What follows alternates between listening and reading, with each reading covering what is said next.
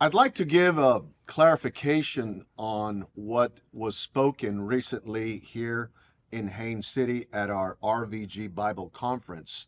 I was sharing with the folks about the dangers of modernists redefining the terms which pertain to the doctrine of the Scriptures. And one of those redefinitions is on inspiration. And I had used for that a quote from a website of a fundamental Baptist mission board, Frontier Baptist Missions Incorporated. And I was citing Calvin George, who is a part of that mission board. And I failed, I guess, to explain our own position, which is similar. In other words, we do believe in the historical grammatical method of interpretation. However, what I was saying was that modern Bible translators and revisers have taken that historic position and they have completely turned it around. So how is it that someone who believes in the historical, grammatical method of interpretation could end up with a modernist Bible?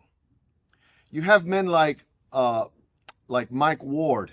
You have people like Adam Phillips. By the way, on his website, you can actually hear him define that theology or that method of interpretation called the historical grammatical method of interpretation.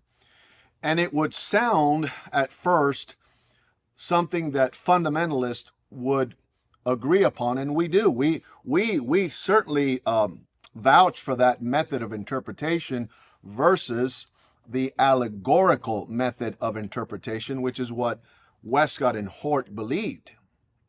The problem with modern scholarship is that they have redefined the terms. And so it allows them to interpret scriptures according to the grammar, the history, the context, and all the principles in hermeneutics. And yet they end up with the wrong Bible. And so here is the danger, how people can say they believe in a sound doctrine, principle, and yet end up with a modernist Bible. Doesn't make sense, folks.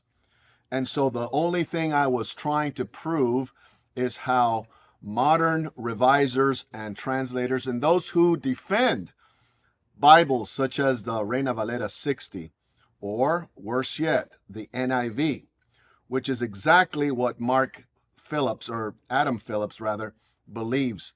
And he talks about his belief in the historical grammatical method of interpretation and would vouch for the NIV. Makes no sense, folks. And so we need to beware of how these pseudo-fundamentalists will take our terminology, those things that are dear and near to us, and they will twist and they will redefine and will confuse the people. I hope this helps us understand, and I hope the clarification is clear. The Lord bless you.